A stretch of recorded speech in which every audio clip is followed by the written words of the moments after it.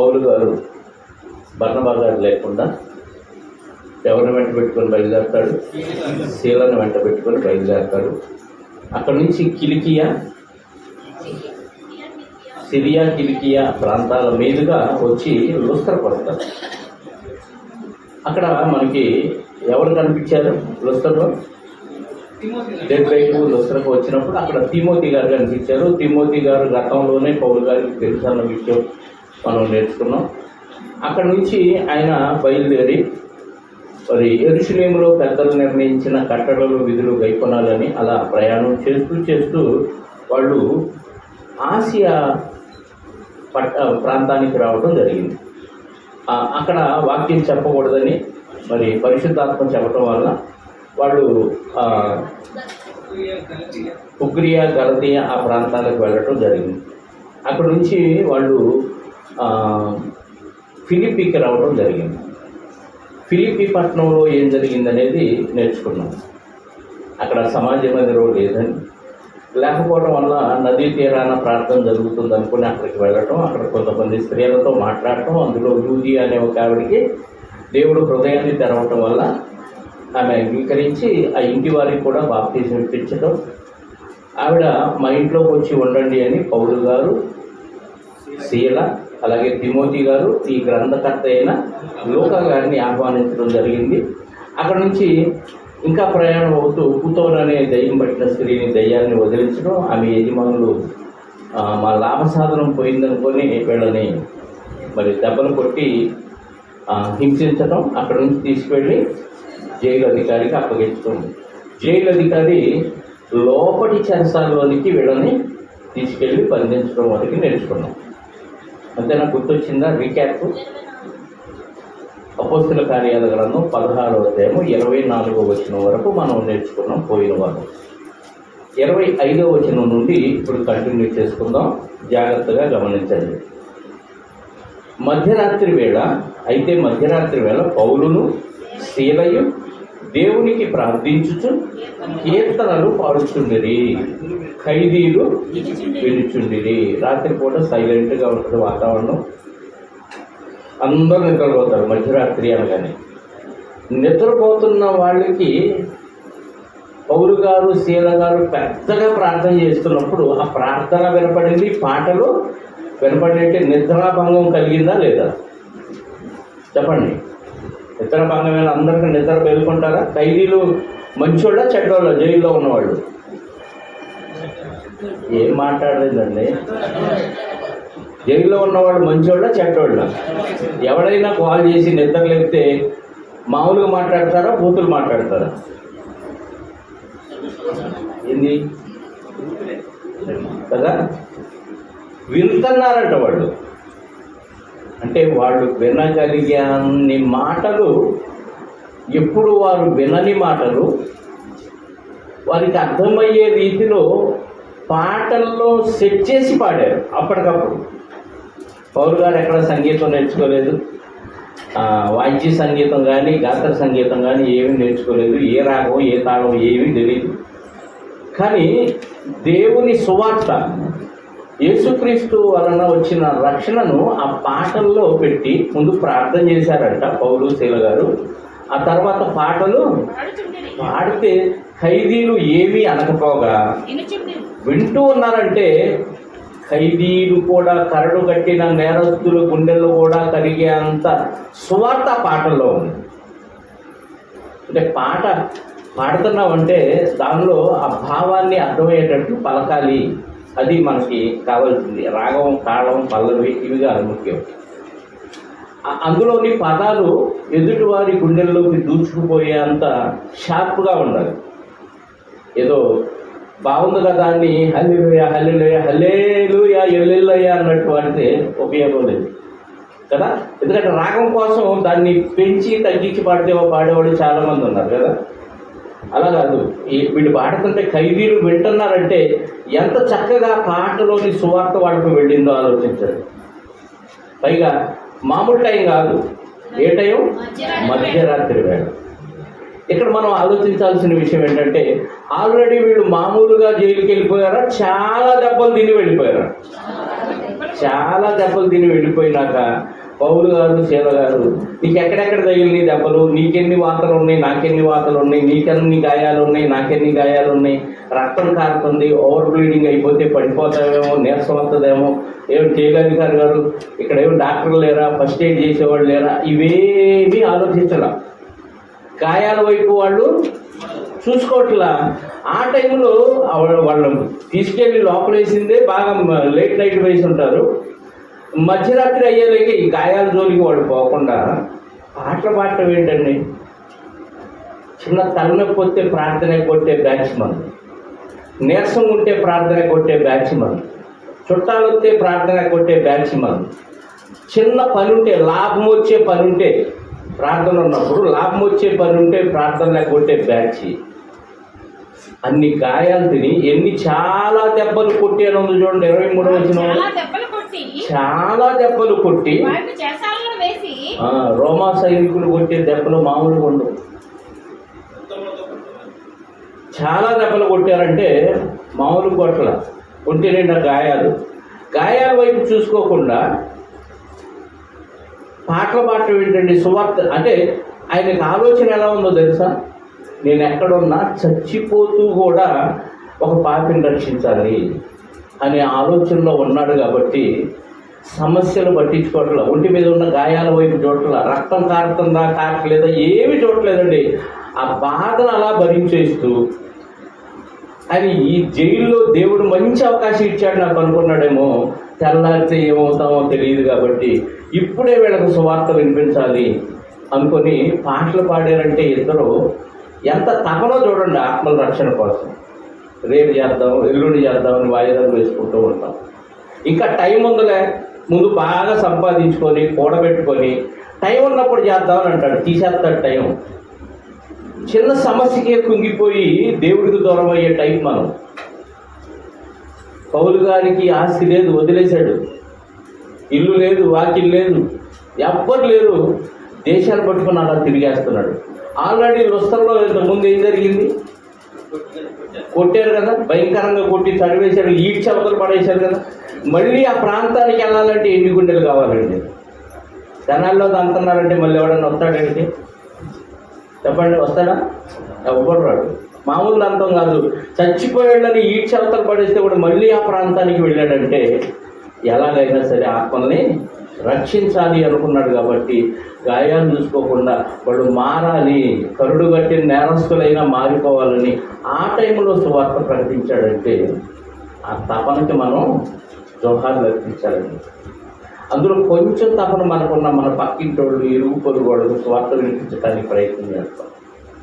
సమస్యల వైపు చూడడం, ఇవి అయిపోయిన తర్వాత దేవుడి పని చేద్దామనే ఆలోచన మనకు రాదు. అందుకే పౌలు గారి ప్రయాణంలో ఆయన పడిన కష్టాలు మనకు అర్థం కావాలండి.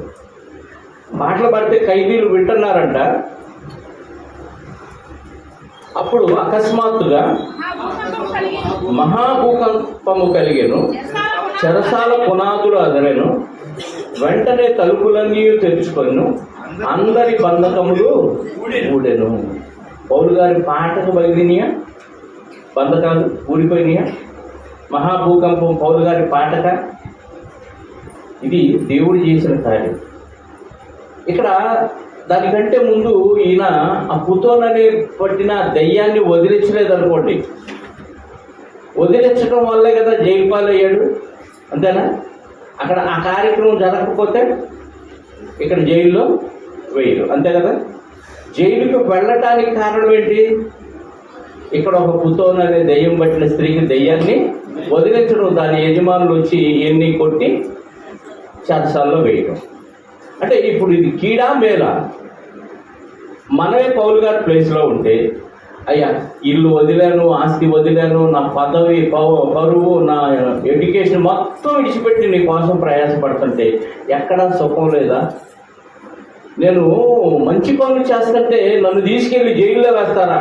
ప్రభువా విడిపించు అని క్రైస్తవులందరూ ఐక్యం కండి, మన సహోదరుడు జైలు పాలు చేశారు, అతని కోసం పోరాడదాం రండి అని నినాదాలు పెట్టుకొని క్రైస్తవులందరూ ఏకం కావాలని ఎన్నో ఉద్యమాలు చేపట్టి ప్రభుత్వానికి వ్యతిరేకంగా ధర్నాలు చేసే బ్యాచ్ ఈరోజు క్రైస్తవులు.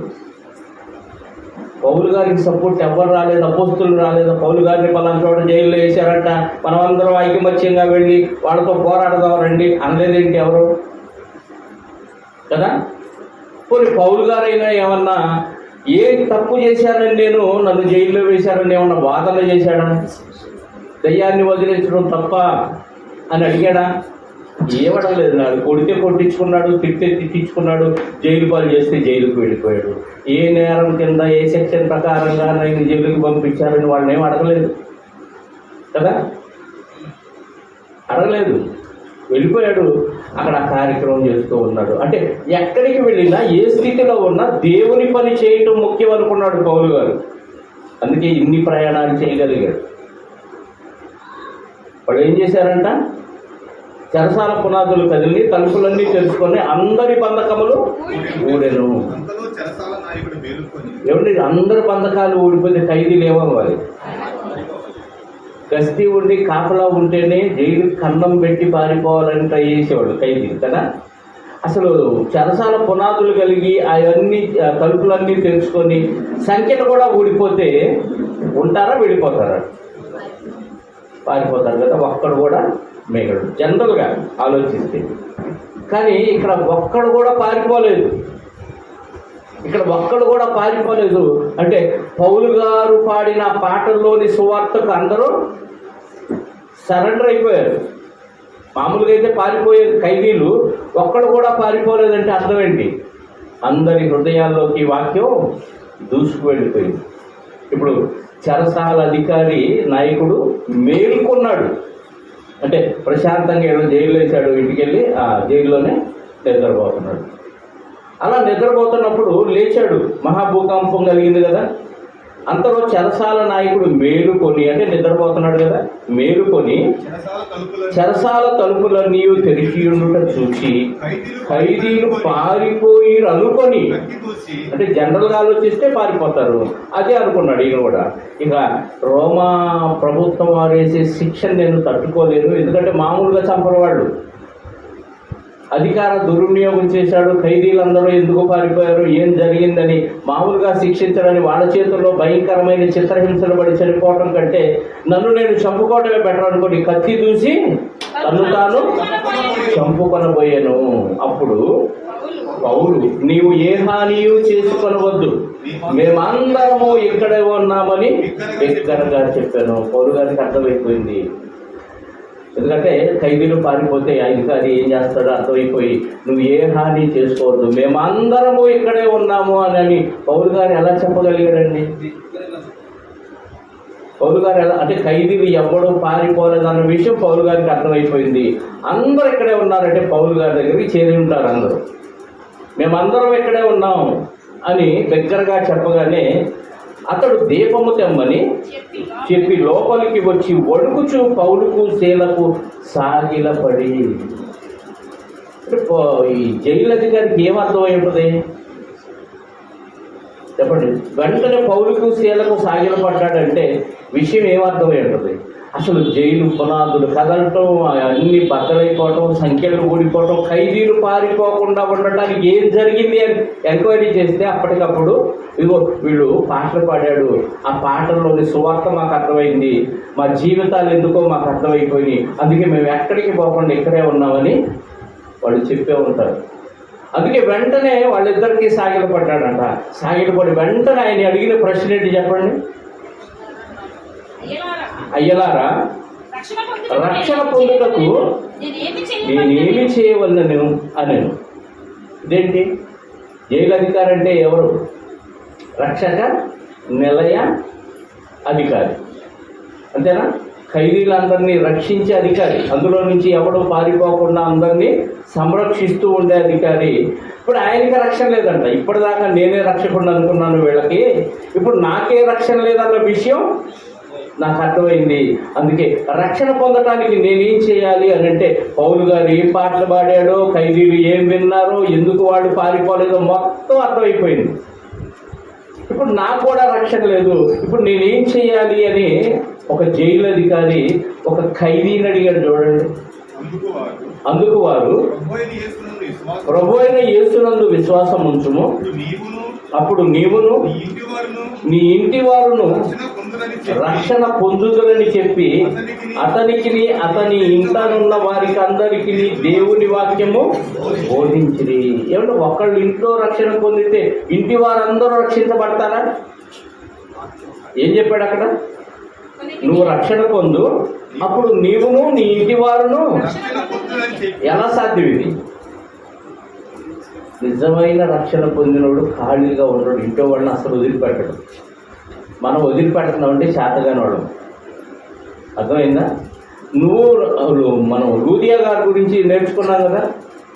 ఆవిడ రక్షణ పొంది ఏం చేసింది? ఇంటి వారందరికీ బాప్తీసం ఇప్పించిందంటే ఇంటి వారందరినీ తీసుకొచ్చి ఆ బోధ వినిపించి వాళ్ళని మార్చి బాప్తీసాలు ఇప్పించింది. మరి జైలు అధికారి ఏమన్నాడు? ఇంట ఉన్న వారందరికీ వాక్యము వినిపించాడు. అంటే నేనొక్కడనే రక్షించబడితే లాభం లేదు, నా రక్త సంబంధులు, నా భార్య, నా పిల్లలు ఉన్నారు, వాళ్ళు కూడా రక్షించుకోవాలని. లేకపోతే ఎంత ప్రమాదం ఆయనకు అర్థమైపోయింది, లేకపోతే ఇమ్మీడియట్గా నరకానికి వెళ్ళిపోతాము. అంటే అప్పటిదాకా తెలియని ఒక రహస్యం జైలు అధికారికి తెలిసింది. ఇప్పటిదాకా నాకేం ప్రాబ్లం లేదు, ఈ జైలు గోడల మధ్య ఖైదీలను కాపాడుకుంటూ జీతం తీసుకొని హ్యాపీగా నేను నా కుటుంబం బతికేస్తున్నాం అనుకున్నాడు. ఈ బ్రతుకు ముగిసిన తర్వాత నరకానికి జారిపోతారన్న విషయం పౌలు గారు వచ్చి వాక్యం చెప్పేదాకా ఈయనకు అర్థం కాలేదు. ఇప్పుడు ఇమ్మీడియట్గా అర్థమైపోయింది, నేను ఒక్కడే కాదు, నా ఇంట్లో వాళ్ళు కూడా నరకానికి వెళ్ళిపోతారు. కాబట్టి అర్జెంటుగా మాకు రక్షణ కావాలి, ఏం చేయాలి అనగానే చెప్పేశాడు పౌలు గారు, నువ్వు రక్షణ పొందు, నీ ఇంట్లో వాళ్ళు కూడా రక్షణ పొందుతారు అని చెప్పగానే అందరికీ వాక్యాన్ని బోధించారు. రాత్రి ఆ గడియలోనే అతడు వారిని తీసుకొని వచ్చి వారి గాయములు కడిగెను. అప్పుడు గుర్తొచ్చింది గాయాలు కడగాలని జైలు గారు. అంటే అప్పటిదాకా ఈ గాయాల బాధతోనే ఉన్నాడా పౌలు గారు, శీల గారు? చెప్పండి. ఒక చిన్న దెబ్బ తగిలితే ఆ దెబ్బను పట్టుకొని అలాగే సువార్త పనికి వెళ్ళిన జ్ఞాపకాలు ఏమైనా ఉన్నాయా మీ జీవితంలో? నీరసం వస్తే ఆ నీరసంతోనే సువార్త పనికి వెళ్ళిన జ్ఞాపకాలు ఉన్నాయా? తలనొప్పి వస్తే తలనొప్పితోనే సువార్త పని చేసిన జ్ఞాపకాలు ఏమైనా ఉన్నాయా? ఉంటే పౌలు గారిలాగా ధన్యుడు కదా. సమస్యలకు దూరం అయ్యేది ప్రార్థనకి, తలనొప్పికి దూరం అయ్యేది ప్రార్థనకి. ఎవరన్నా సంఘం మొత్తంలో ఎవరో ఒకళ్ళు ఏదో ఒక మాట అన్నారు అనుకోండి, ఈ సంఘం మొత్తాన్ని బ్యాన్ చేసేది వాళ్ళే. మళ్ళీ ఎవరో ఒకళ్ళు కదా అంది అనిపించుకోదు. సంఘం మొత్తం కలిసి ఆమెను దూషించినట్టు, ఆయన్ని దూషించినట్టు ఏం చేస్తారు? అసలు ఈ సంఘానికే వెళ్ళకూడదు. ఏమిటి జైల్లో వేస్తే జైల్లో ఖాళీగా ఉండకుండా పాటలు పాడి సువార్త వినిపించి ఖైదీలను మార్చింది కాక జైలు అధికారినే మార్చింది కాక ఆయన ఇంటి వారికి కూడా బాప్తీసం అప్పుడు తీసుకెళ్లి గాయాలు కడిగాడంట జైలు అధికారి. వెంటనే అతని ఇంటి వారును. ఏ టైం అండి ఇది? తెల్లా తీసుకోవచ్చుగా. ఇమ్మీడియట్గా అవసరం అంటే బాప్తీసం యొక్క పరమార్థం అర్థమైతే ఎవ్వరూ చేయలేడు. మరుక్షణంలో ఏం జరిగిందో తెలియదు. ఆ ఫ్యాన్ ఉండి తలకాయ మీద పడి బద్దలా పుచ్చకాయలాగా వగలదు కదా. ఇంటికి వెళ్ళేలోపు యాక్సిడెంట్ అవ్వచ్చు. ఇప్పుడే భూకంపం వచ్చింది, జైలు పునాదులన్నీ అదిరిపోయి అవన్నీ సంఖ్యలన్నీ తెగిపోయినాయి కదా. అద్భుతం కదా ఇది.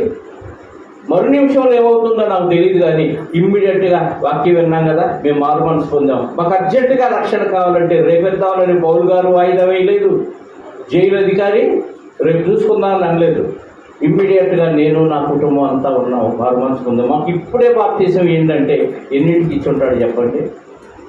మధ్యరాత్రి వేళ పాటలు స్టార్ట్ అయినాయి అంటే 12 అనుకోండి మధ్యరాత్రి అంటే.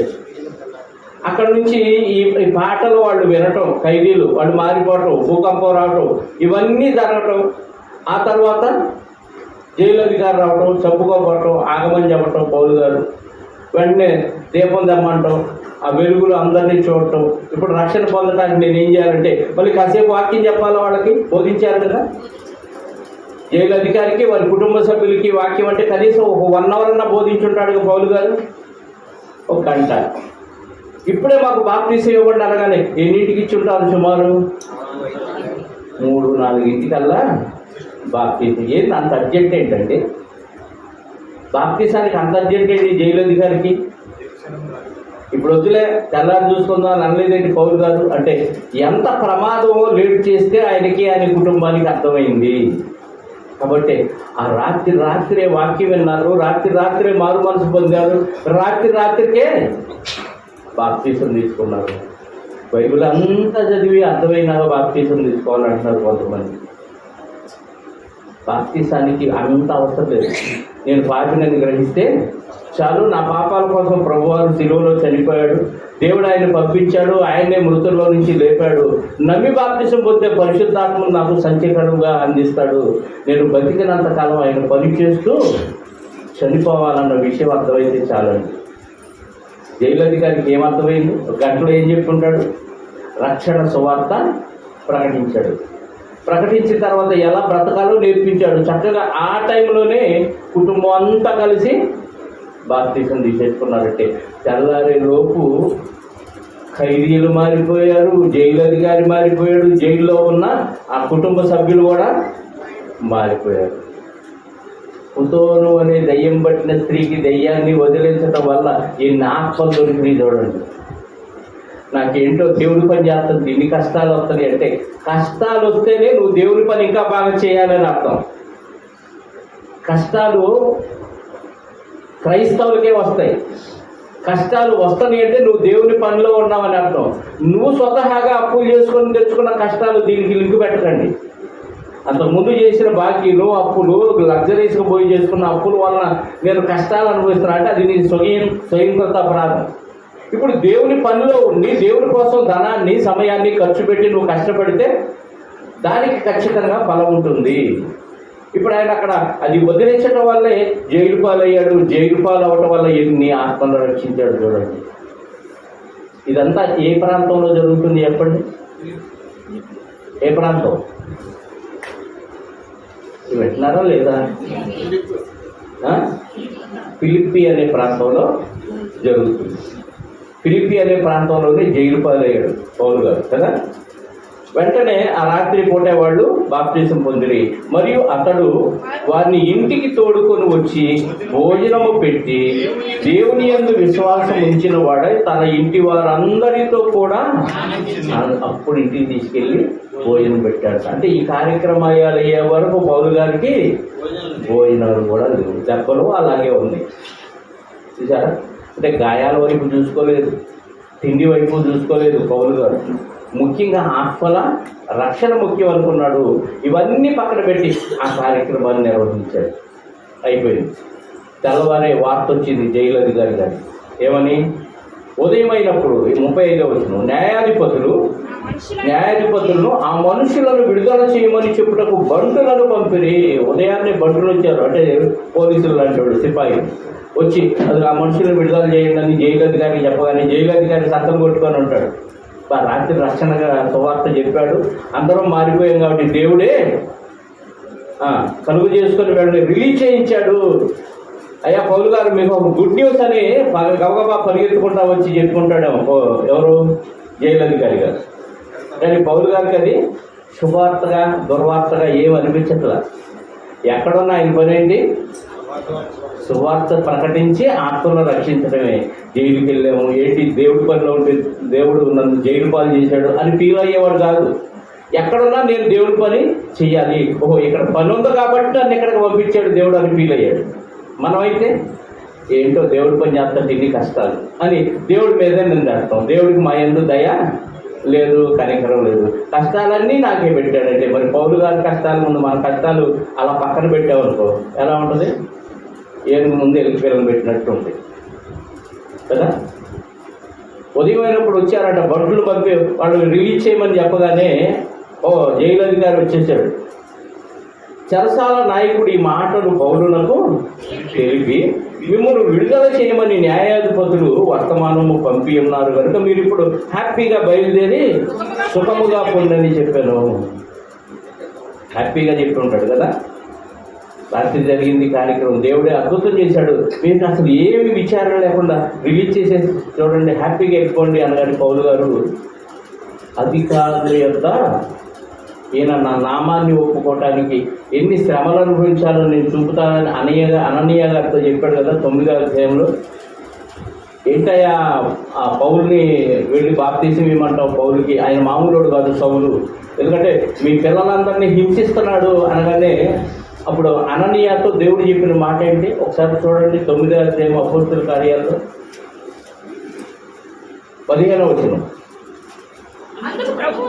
అందుకు ప్రభువు నీవు వెళ్ళుము, అన్ని జనుల ఎదుటను రాజుల ఎదుటను ఇశ్రాయేలీయుల ఎదుటను నా నామమును భరించుటకు ఇతడు నేను ఏర్పరచుకొనిన సాధనమై ఉన్నాడు. ఇతడు నా నామము కొరకు ఎన్ని శ్రమలు అనుభవింపవలనో నేను అతనికి చూపెదనని అతనితో చెప్పాను. అందుకే ఇప్పుడు బయట పెట్టాడు. అప్పటిదాకా ఈయన రోమీయుడు, రోమా పౌరసత్వం ఈయనకు ఉందన్న విషయం తెలియదు మనకి. సౌలు గారు గురించి పాఠం మొదటి పాఠం నేర్చుకున్నప్పుడు విన్నాం కదా. ఈయనకి ఏ పౌరసత్వం ఉంది?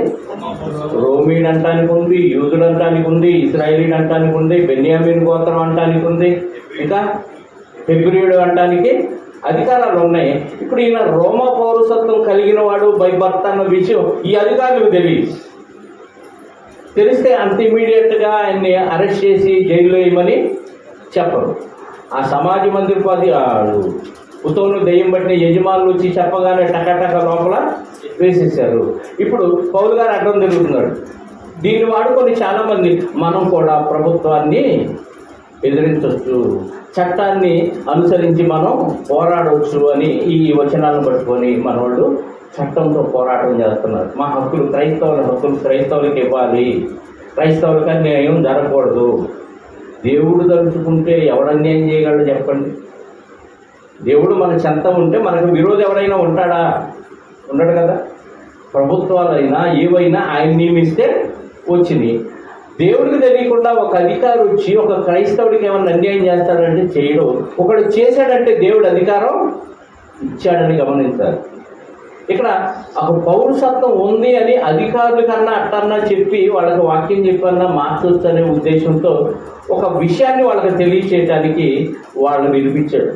ఏమంటున్నాడు అక్కడ పౌలు గారు?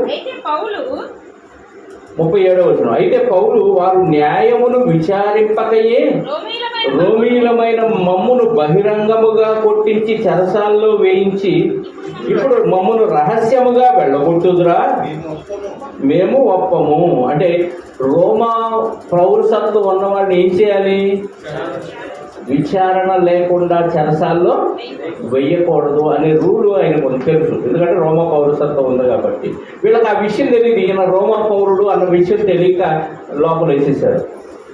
మేము ఒప్పం, మేము ఇక్కడే ఉంటాం, వాళ్ళే వచ్చి మమ్మల్ని వెలుపలికి తీసుకొని పోవాలని చెప్పాను, వాళ్ళు వచ్చి మమ్మల్ని తీసుకెళ్లేదాకా మేము వెళ్ళడం అన్నాడు తప్ప అసలు ఈ విషయాన్ని గురించి మీకు పై అధికారులకు కంప్లైంట్ ఇస్తాను, మీ ఉద్యోగాలు ఊడిపోతాయి అనలేదుగా. మనమైతే ఏం చేస్తాం?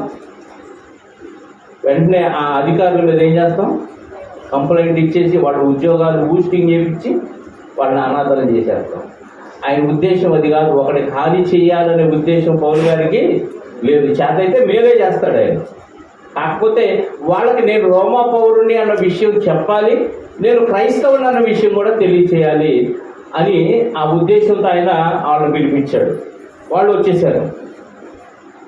38. ఆ బంటులు ఈ మాటలు న్యాయాధిపతులకు తెలపగా వీరు రోమీయులని వారు విని భయపడి వచ్చి, అమ్మో రోమీయుని మేము ఎట్లా చేసాం, అయ్యా పై అధికారులకు తెలిస్తే మా ఉద్యోగాలు ఊడిపోతాయో లేకపోతే అసలు మమ్మల్ని చంపేస్తారని భయపడి వచ్చేసారంట. వెంటనే అధికారులు వచ్చి వారిని బతిమాలుకొని వెలుపలికి తీసుకొని పోయి పట్టణం వారిని విడిచిపోండని వారిని వేడుకొని దండం పెడతాం. పొరపాటు అయింది, గుర్తక్కుపోయింది, చెప్పలేసుకుంటాం, మీ కాడు మొక్కుతాం, ఎన్ని బతిమలాడు ఉంటారో బతిమలాడుకొని వేడుకున్నారంట.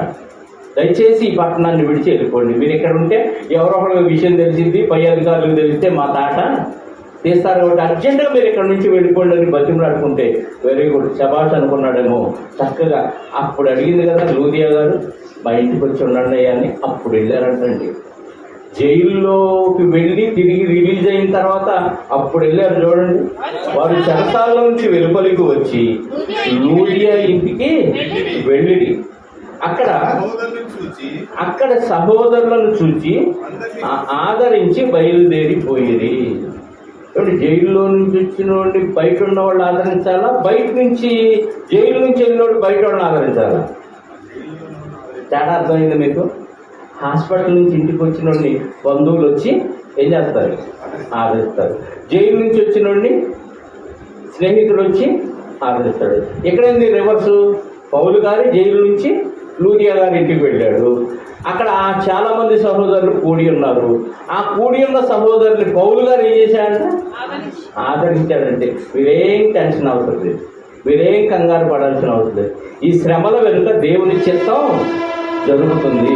కొన్ని ఆత్మలను రక్షించడానికి దేవుడు నన్ను అక్కడికి జైలుకు పంపించాడు. అక్కడికి పంపించడం వల్ల జైల్లో ఉన్న ఖైదీలు మారిపోయారు, జైలు అధికారి ఆయన కుటుంబ సభ్యులు కూడా మారిపోయారు. మీరు కూడా ఇలాంటి శ్రమలు వచ్చినప్పుడు వెనకడుగు వేయకూడదు, బాధపడకూడదు. నెమ్మదిగా ప్రశాంతంగా ఉండండి అని వాళ్ళని ఆదరించి ఈ ఎక్స్పీరియన్స్ వలన చక్కగా అక్కడి నుంచి బయలుదేరిపోయారు. ఎక్కడికి వెళ్ళారు? 17వ అధ్యాయం మొదటి వచనం. వారు అంఫిపోలి అపోలోనియ పట్టణముల మీదుగా వెళ్ళి తెస్సలోనికకు వచ్చిరి. అంఫిపోలి ఫిలిప్పీ నుండి అంఫిపోలికి 30 మైళ్ళ దూరం. రాసుకుంటే రాసుకోండి. ఫిలిప్పీ ప్రాంతం నుంచే కదా బయలుదేరి లూదియా గారి ఇంటి నుంచి బయలుదేరి అంఫిపోలికి వచ్చారు. అక్కడికి 30 మైళ్ళ దూరం. అంఫిపోలి నుంచి అపోలోనియా పట్టణానికి 35 మైళ్ళ దూరం. అక్కడి నుంచి ఎక్కడికి వచ్చారు? తెస్సలోనిక ప్రాంతానికి వచ్చారు.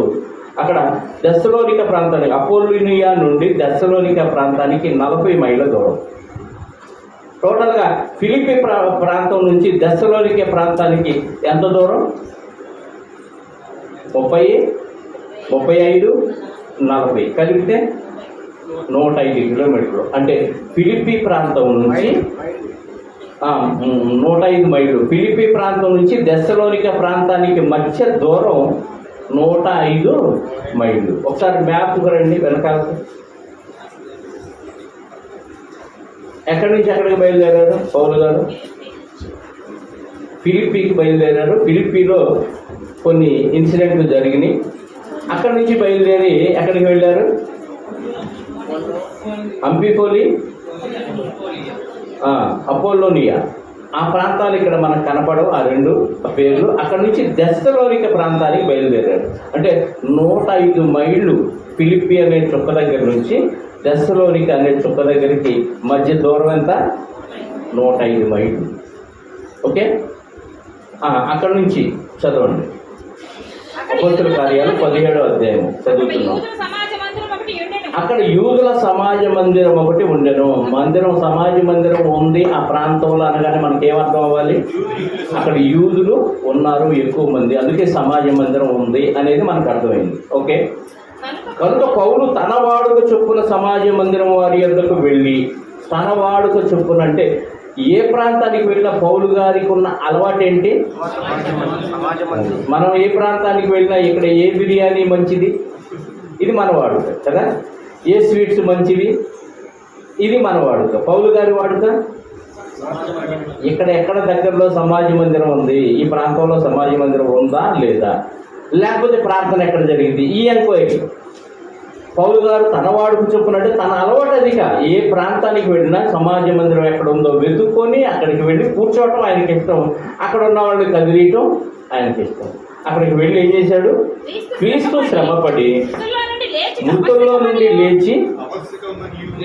లేచుట ఆవశ్యకమనియు, నేను మీకు ప్రచురము చేయు యేసే క్రీస్తయి ఉన్నాడనియు లేఖనములలో నుండి దృష్టాంతములనెత్తి విప్పి చెప్పుచు. ఎక్కడి నుంచి? లేఖనాలంటే లేఖనాల్లో నుండి అంటే పాత నిబంధన. లేఖనాలంటే పాత నిబంధన గ్రంథంలో, వేదాల్లో కాదా లేఖనాలు. మరి వేదాల్లో క్రీస్తున్నాడని చెబుతున్నారేంటి? పౌలు గారు ఎక్కడి నుంచి క్రీస్తుని చూపిస్తున్నాడు వాళ్ళకి? లేఖనాల నుంచి, వేదాల్లోనూ ఉపనిషత్తుల్లోనూ పురాణాల్లోనూ క్రీస్తున్నాడని చెప్తే ఏమనాలి? వాక్యం తెలియదని చెప్పాలి. వాదిస్తే మూర్ఖంగా వాదిస్తారు, దూషణ మాటలు పలుకుతారు కదా. పౌలు గారికి వేదాల గురించి ఏం తెలియదా? ఆయనకి ఎందుకు అయ్యి లేఖనాలు ఎత్తి విప్పి వారికి యేసే క్రీస్తు అయి ఉన్నాడని లేఖనాల్లో నుంచి దృష్టాంతములను ఎత్తి విప్పి చెప్పుచు వారితో 3 విశ్రాంతి దినములు, 3 విశ్రాంతి దినాలంటే 3 శనివారాలు మాత్రమే కాదు, 3 వారాలు పుట్టినోడు చూడండి, 3 వారములు తగ్గించుచుండెను. వారిలో కొందరు భక్తిపరులకు గ్రీసు దేశస్థులలో చాలా మంది ఘనత గల స్త్రీలను అనేకులు ఒప్పుకొని పౌలుతోనూ శీలతోనూ కలుసుకొనిరి. ఘనత గల ప్రముఖులకు అంటే డబ్బున్న వాళ్ళన్న అయి ఉండాలి ఆ స్త్రీలు, లేదా ఏదైనా ఆ ప్రాంతంలో మంచి అధికారం అన్నా కలిగిన స్త్రీలు అయి ఉండాలి, అంతేనా? ప్రముఖులకు స్త్రీలతోనూ కొంతమంది గ్రీసు దేశస్తులతోనూ చాలా మంది ఒప్పుకొని పౌలుతోనూ శీలతోనూ కలుసుకొని, అంటే పెద్ద పెద్దోడు చాలా మంది మారారు, ఇక అన్యులైన గ్రీసు దేశస్తులు కూడా విని మారారు. రైట్. అయితే యూదులు మత్సరపడి, ఇక్కడ కూడా యూదుల దెబ్బ తగ్గుతుంది. ఎక్కడ, ఏ ప్రాంతంలో? అది తెస్సలోనిక అనే ప్రాంతం. ఎక్కడ ఏం జరుగుతుంది అనేది గుర్తుపెట్టుకోండి. ఏ ప్రాంతానికి వెళ్ళాడు, అక్కడ ఏమి ఇన్సిడెంట్లు జరిగినాయి, అది చాలా ఇంపార్టెంట్. ఆ ఇన్సిడెంట్ని బట్టి ఆ ప్రాంతం మనకు బాగా గుర్తుండాలి. పుతోన్ అనే దెయ్యం పట్టిన స్త్రీని వదిలించింది అక్కడ, లూదియా అనే స్త్రీకి వాక్యం చెప్పింది అక్కడ ఫిలిప్పి పట్టణంలో, జైల్లో పడింది అక్కడ. Very good. అట్లాగే ఇప్పుడు ఇక్కడ ఏ ప్రాంతం ఇది? తెస్సలోనిక ప్రాంతం. ఏం జరిగింది ఇక్కడ? సమాజ మందిరంలోకి వెళ్తే అక్కడ చాలా మంది మారిపోయారు వాక్యం చెప్పడం వల్ల. అక్కడ యూదులు మత్సరపడి పనిపాటలు లేక తిరుగు కొందరు దుష్టులను వెంటబట్టుకొని గుంపు కూర్చి పట్టణమెల్లా అల్లరి చేయుచు. ఎవరు పెట్టుకున్నారు వెంట? పని పాటలు లేక కొంతమంది గాలికి తిరిగే బ్యాచ్ ఉంటుంది కదా. ఎలక్షన్లో ఎక్కువ మంది ఈ బ్యాచే తయారవుతారు. డబ్బులు అవుతాయి కదా, మందు వచ్చింది, బిర్యానీ ప్యాకెట్ వస్తాయి, డబ్బులు అవుతాయి. కాబట్టి ఏ పార్టీ వాడు రమ్మంటే ఆ పార్టీ 4 రోజులు ఈ జెండా పట్టుకుంటాడు, మళ్ళీ ఇక్కడ అయిపోగానే ఆ జెండా పట్టుకుంటాడు. వీళ్ళకి కావాల్సిందేంటి? ఫుడ్ కావాలంటే, డబ్బులు కావాలి. అలాంటి బ్యాచ్ని వెంట పెట్టుకున్నారు. ఏ భక్తులు దొరకరు. ఎందుకు? భక్తులైతే ఈ పార్టీకి వస్తారు, పౌలు గారి పార్టీకి. వీళ్ళు పని పాటలు లేని బ్యాచ్ కదా, దుష్టులైన వారు కదా. అందుకని వీళ్ళకి డబ్బులు ఆశ పెట్టారో ఏం పెట్టారో తెలియదు, కానీ మొత్తానికి వీళ్ళని వెంట పెట్టుకొని ఏం చేశారు? పట్టణమెల్లా అల్లరి చేయొచ్చు. యాసోని ఇంటి మీద పడి వారి జనుల సభ ఎదుటకి తీసుకొని వచ్చుటకు యత్నము చేసిరి. అయితే వారు కనబడినంట. వారంటే ఎవరు? పౌలు గారు, శీల గారు కనబడలేదు. యాసోన్ అనే వ్యక్తి దగ్గరకు చేరాడు కాబట్టి ఆ ఇంటి వారిని ఈడ్చుకొని తీసుకొని వచ్చారు, సభ ఎదురు తీసుకొని వచ్చి యత్నం చేసిరి. అయితే వారు కనబడినందున యాసోన్ను కొందరు సహోదరులను ఆ పట్టణపు అధికారుల యొద్దకు ఈడ్చుకొని పోయి, అంటే పౌలు గారిని ఎవరైతే చేర్చుకున్నారో ఆ కుటుంబ సభ్యుల్ని ఈడ్చుకుపోయారు. అనవసరంగా ఈయన చేర్చుకున్నానని ఫీల్ అవుతావు మనం అయితే కదా. ఇప్పుడు నేనే ఉన్నాను అనుకోండి, నన్ను మీ ఇంట్లో చేర్చుకున్నారు అనుకోండి, నా వల్ల పోలీసులు వచ్చి పట్టుకుపోయి జైల్లో పాలు చేశారు. ఎవరింట్లో ఇలా చేర్చుకుంది అనగానే ఆ ఇంట్లో కూడా తీసుకెళ్ళారు. నేను అప్పుడే చెప్పా అట్లాంటి చేర్చుకోవద్దని. భర్త అంటాడు భార్యతో కదా, వీడి వల్ల మన కుటుంబానికి ఎన్ని కష్టాలు వచ్చినాయో. ఇంకా జీవితంలో ఏ భక్తుడిని మన ఇంటికి రానియొద్దు అంటావా అను. ఎవరి ప్రాక్టికల్గా ఇవన్నీ మన అనుభవాల్లోకి వస్తే అస్సలు దేవుడికి దూరంగా ఉండిపోతాం తప్ప ఏ మాత్రం దగ్గర ఉంది.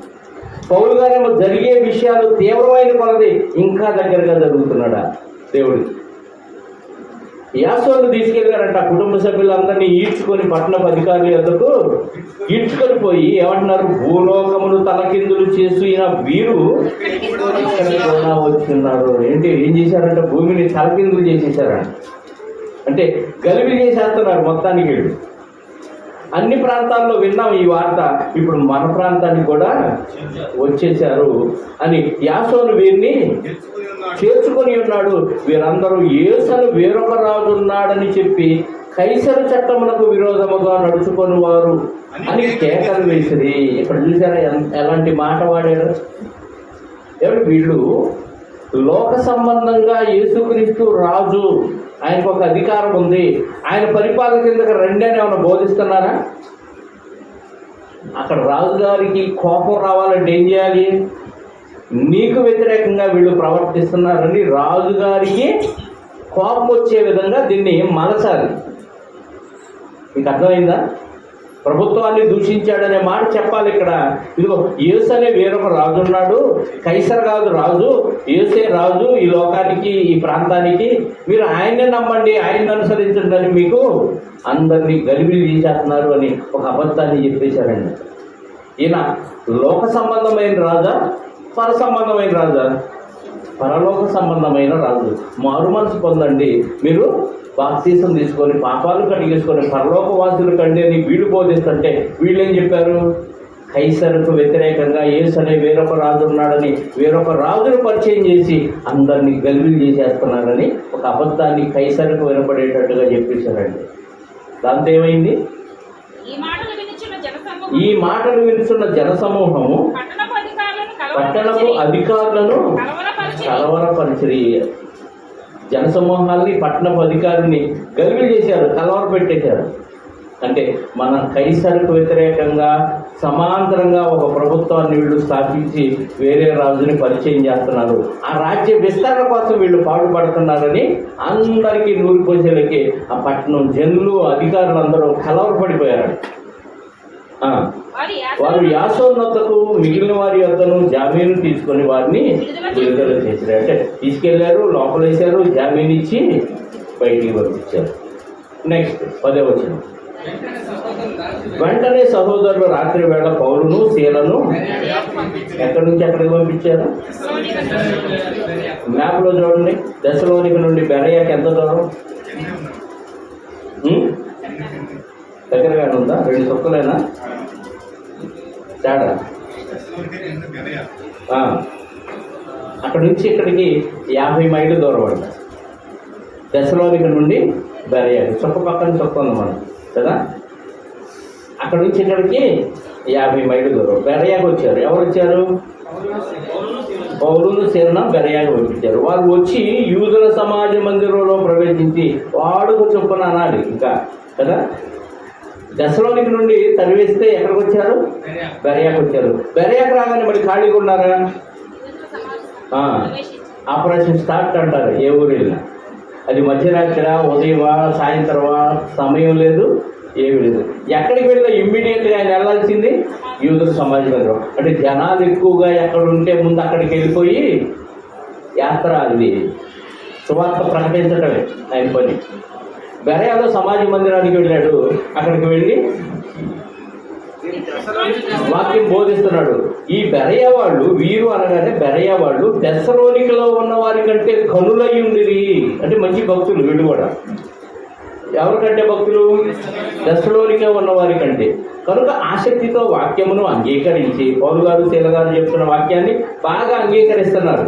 అయితే పౌలును శీలయును చెప్పిన సంగతులు అలా ఉన్నవో లేదో అని ప్రతిదినము లేఖనములను పరిశోధించుచూ వచ్చిరి. అంటే దెస్సలోనిక ఉన్న వారి కంటే బెరయాలో ఉన్నవాళ్ళు చాలా మంచి భక్తులు, గనులు. వాళ్ళు ఏం చేస్తున్నారు? వీళ్ళు చెప్పేది లేఖనాధారంగా ఉందా, లేఖనాలకు వ్యతిరేకంగా ఉందా? అరే ఆ గ్రంథం తేండి, ఈ గ్రంథం తేండి అని పిలవాల. బయట గ్రంథాల గురించి వాళ్ళు ప్రస్తావన తేలా. లేఖనములను పరిశోధన చేస్తున్నారు. అంటే పౌలు గారు చెప్తే కూడా లేఖనాలు చూడాలా? చాలా సంఘాల్లో బైబిల్ తెరవనీరు, తెలుసా మీకు? అయ్యగారు చెప్పే కథ అంతా విని పలానా అధ్యాయం ఇంటికి వెళ్ళి చదువుకోండి అంటాడు. ఒక్క వచనం చదవనీరు కదా. కథలు మాత్రం 1-2 గంటలు హల్లెలూయాలు, పాటలు, పిట్ట కథలు అన్నీ చెప్పేసి బైబిల్ తెరవనీయకుండా, బైబిల్లో ఏముందో ఏం తప్పు చెప్పాడో కూడా అర్థం కాకుండా పాడు చేస్తారు. బెరయా సంగతులు అలా కాదు. పౌలు శీల చెప్తే కూడా వాళ్ళు లేఖనాధారంతో చెప్తున్నారా, లేఖనాలకు విరుద్ధంగా చెప్తున్నారని ప్రతిదినము లేఖనాలు ఏం చేస్తున్నారంట? పరిశోధించుచూ వచ్చిరి. అందుచేత వారిలో అనేకులు ఘనతగల గ్రీసు దేశస్థులైన స్త్రీలలోను పురుషులలోను చాలా మంది విశ్వసించింది. అంటే మంచి పేరు ప్రఖ్యాతులు ఉన్న స్త్రీలు, పురుషులు అంగీకరించారు. అంటే ఇక్కడ కూడా వీళ్ళ వాక్యానికి మార్పు వచ్చేసింది. అయితే బెరయాలో కూడా పౌలు దేవుని వాక్యం ప్రచురించుతున్నాడని దశలోనికలో ఉండు యూదులు తెలుసుకొని అక్కడికి వచ్చి జనసమూహములను రేపి కలవరపరిచిరి. విన్నారండి, దశలోనిక నుంచి తరివేశాం కదా మనం పౌలు గారిని. మరి బెరయాకు పోయి అక్కడ కూడా సువార్త చెప్పి మార్చేస్తున్నాడు. ఇమ్మీడియట్గా మనం బెరయాకి వెళ్ళిపోతాం రెండని కొంతమందిని వెంట పెట్టుకొని వచ్చి ఇక్కడ ఉన్న వాళ్ళని కూడా రేపి వీళ్ళకి వ్యతిరేకంగా జనసమూహములను రేపి 14 వెంటనే సహోదరులు పౌలును సముద్రము వరకు వెళ్ళమని పంపిరి. అయితే శీలయు తిమోతియు అక్కడనే నిలిచిపోయింది. పౌలు గారిని సముద్రం దాకా పంపించారు. ఏ సముద్రం?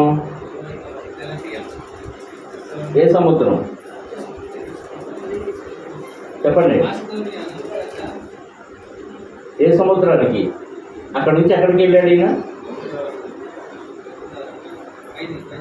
చెప్పండి. వెంటనే సహోదరులు పౌలును సముద్రం వరకు పంపిరి. అయితే శీలయు తిమోతి అక్కడనే నిలిచిపోయారంటే ఎక్కడ నిలబడ్డారు? బెరయాలో ఆగిపోయారు. పౌలు గారిని ఎక్కడ పంపించారు? సముద్రానికి. ఎందుకంటే అక్కడి నుంచి ఓడెక్కించి ఏథెన్సు పట్టణానికి పంపించారు. ఈ ప్రాంతంలో ఉంటే యూదులు వచ్చి గలిబిలి చేస్తున్నారు, కలవరపరుస్తున్నారు కాబట్టి ఇక్కడ నుంచి పంపిద్దామని. అంటే ఈ ప్రాంతం నుంచి సముద్రం ఒడ్డుకి ఒక 8 కిలోమీటర్లే ఉంటుంది, మైళ్ళు. ఆ దూరం 20 మైళ్ళు ఉంటుంది. 20 మైళ్ళు సముద్ర తీరానికి పంపించి అక్కడి నుంచి ఎక్కడికి పంపిస్తారు? ఏథెన్స్ అనే పట్టణానికి పంపిస్తారు. అంటే శీల తిమోతి గారేమో బెరయాలో ఆగిపోతారు. పౌలు గారు ఒక్కడే ఇక్కడ ఏథెన్స్ పట్టణానికి ప్రయాణం చేస్తారు. చదువుతాం. పౌలును సాగనంప వెళ్ళిన వారు అతన్ని ఏథెన్స్ పట్టణం వరకు తోడుకొని వచ్చి శీలయు తిమోతియు సాధ్యమైనంత శీఘ్రముగా అతని యొద్దకు రావాలని ఆజ్ఞ పొంది బయలుదేరిపోయిరి. అంటే పౌలు గారు ఇక్కడ నుంచి ఒంటరి ప్రయాణం చేశాడు. ఎక్కడి నుంచి? బెరయా నుంచి 20 కిలోమీటర్ల సముద్రపు ఒడ్డుకు వచ్చి అక్కడ నుంచి 250 కిలోమీటర్లు సముద్ర ప్రయాణం చేసి ఏథెన్స్ అనే పట్టణ ప్రాంతానికి వచ్చాడు. ఇప్పుడు మనందరం ఎక్కడున్నాం? ఏథెన్స్ అనే ప్రాంతంలో ఉన్నాం. ఇక్కడ నుంచి ఇంకా తోడు ఎవరు లేరు పౌలు గారికి. ఒంటరిగా సువార్త ప్రకటించాలి. ఇప్పుడు ఏథెన్స్ పట్టణం అంతా అలా సంచరిస్తూ ఉన్నాడు పౌలు గారు, ఖాళీగా లేడు. అక్కడ సంచరిస్తూ ఉన్నప్పుడు 16వ వచనం, వారు ఏథెన్సులో వారి కొరకు కనిపెట్టుకొని ఉండగా పౌలు ఏథెన్సులో వారి కొరకు కనిపెట్టుకొని ఉండగా ఆ పట్టణము విగ్రహములతో నిండియుంట చూచినందున అతని ఆత్మ పరితాపము పట్టలేక. అంటే ఆ పట్టణంలో సంచరిస్తూ ఉంటే చాలా విగ్రహాలు కనపడినాయి. ఆ విగ్రహాలన్నీ దేవుళ్ళ పేరుతో తయారు చేసుకున్న విగ్రహాలు. ఆ విగ్రహాలన్నీ చూసినప్పుడు లోపల ఉన్న పరిశుద్ధాత్మ ఊరుకోరు. ఏంటి ఖాళీగా ఉన్న బోర్డు పని ఉంది ఇక్కడ, నీకు ఇట్లా విగ్రహాలు చూస్తే లాభం లేదు అని అలా సంచరిస్తూ ఉన్నప్పుడు లోపల ఉన్న పరిశుద్ధాత్మ పరితాపం పట్టలేకపోయాను.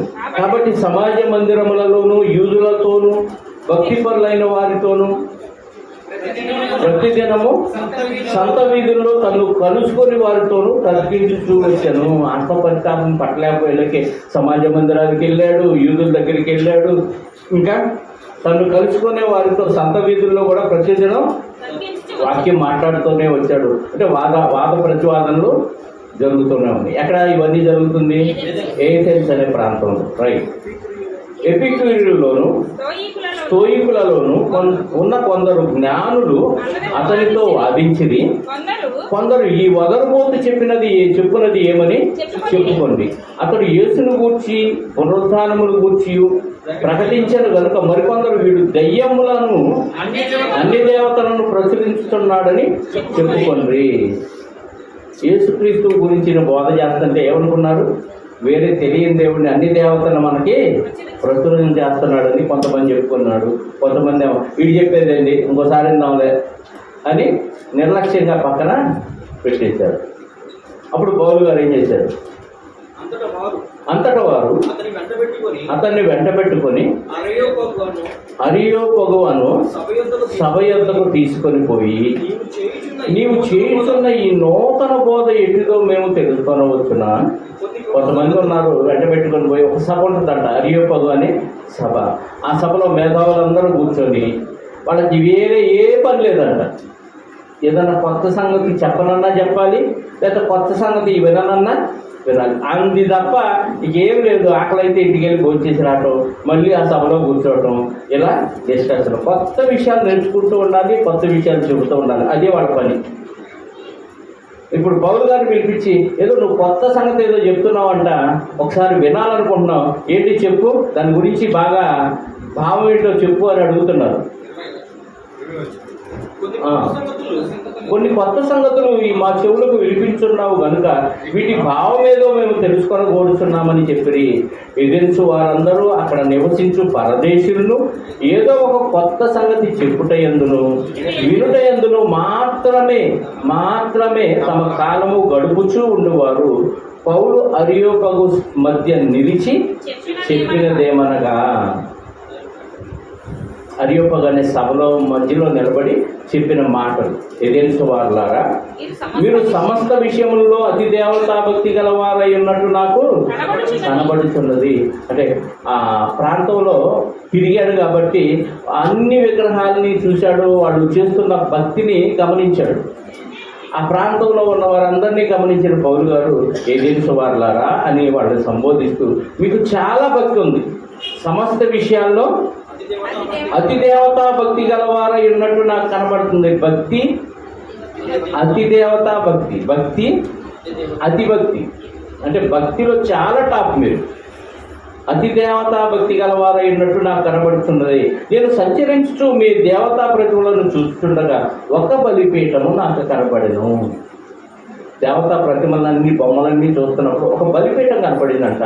ఆ బలిపీఠం మీద ఏమని రాయబడి ఉందంటే, తెలియబడని దేవునికి అని వ్రాయబడి ఉన్నది. కాబట్టి మీరు తెలియక దేనియందు భయభక్తులు భక్తి కలిగి ఉన్నారో దాన్నే నేను మీకు ప్రచురము చేయుచున్నాను. ఒక ఛాన్స్ దొరికింది పౌలు గారికి.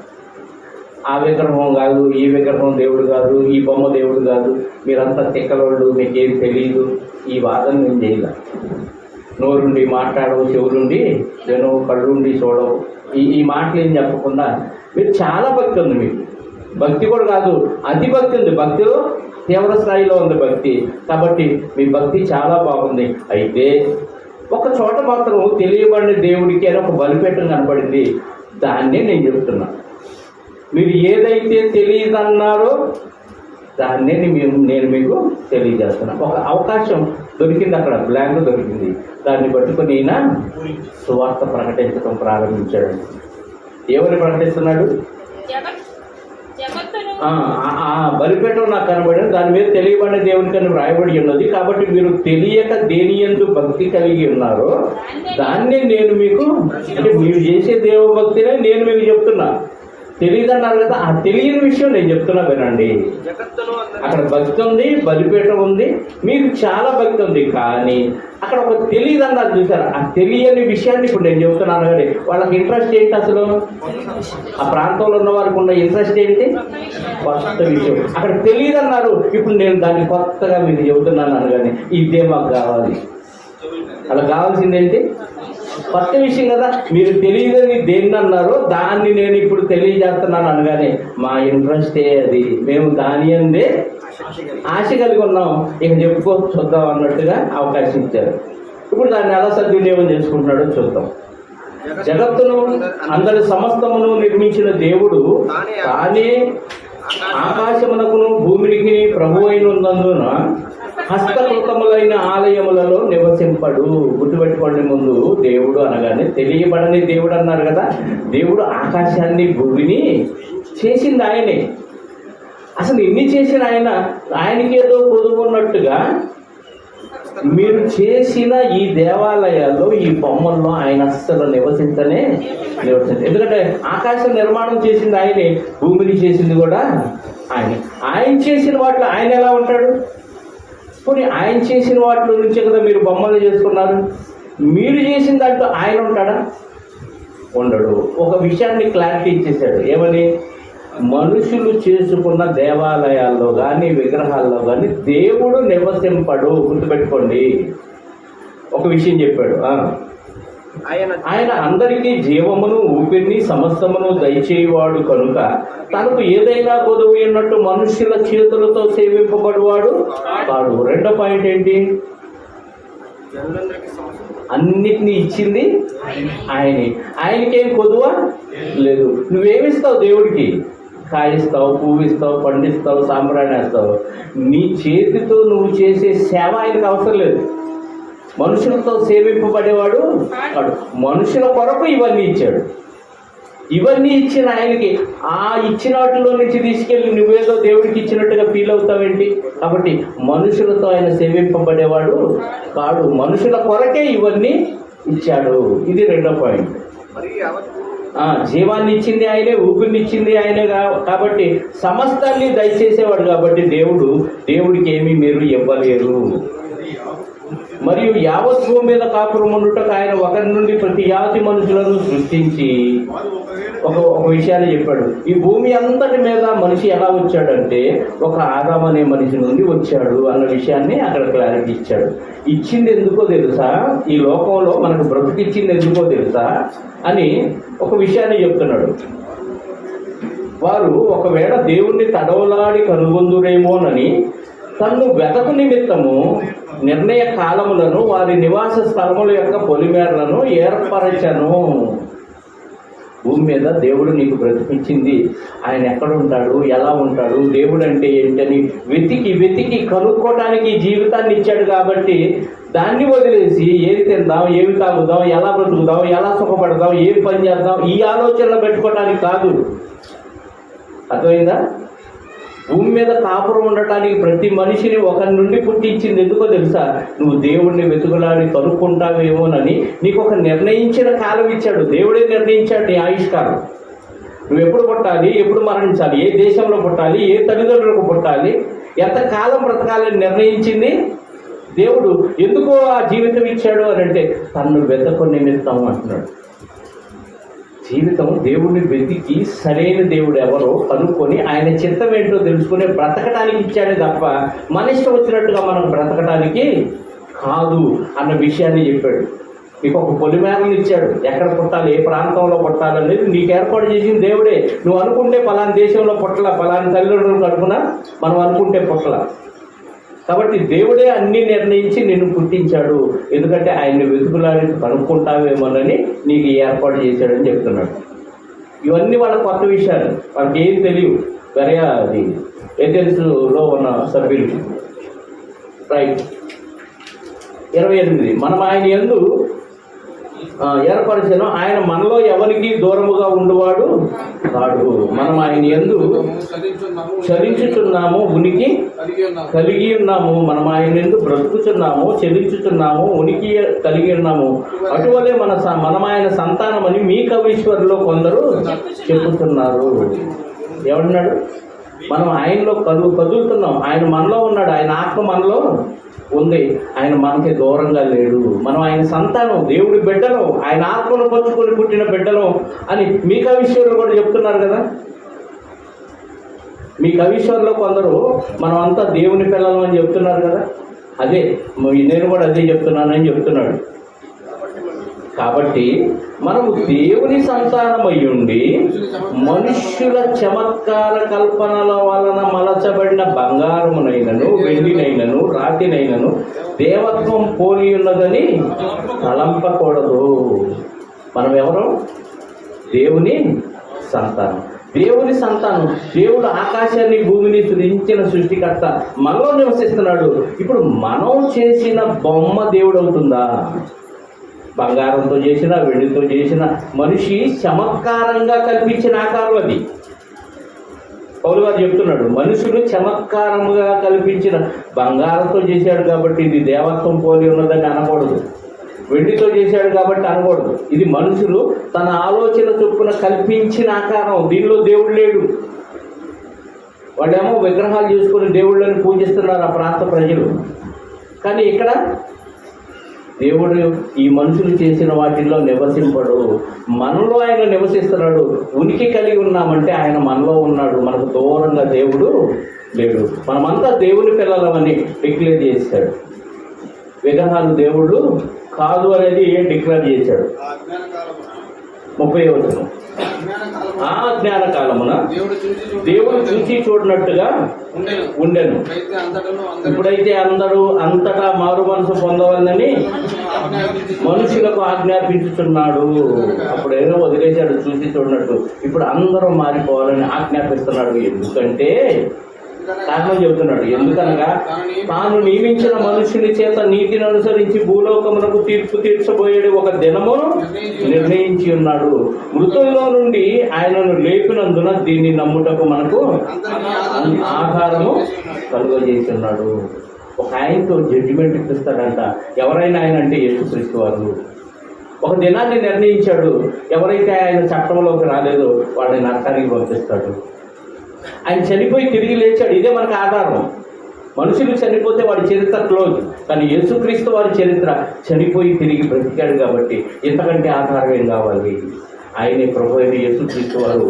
ఆయన ద్వారా దేవుడు భూలోకానికి తీర్పు తీరుస్తాడు. మీరు ఆ తీర్పులోనికి రాకుండా ఉండాలంటే ప్రభు అయిన యేసుక్రీస్తు వారిని అంగీకరించండి.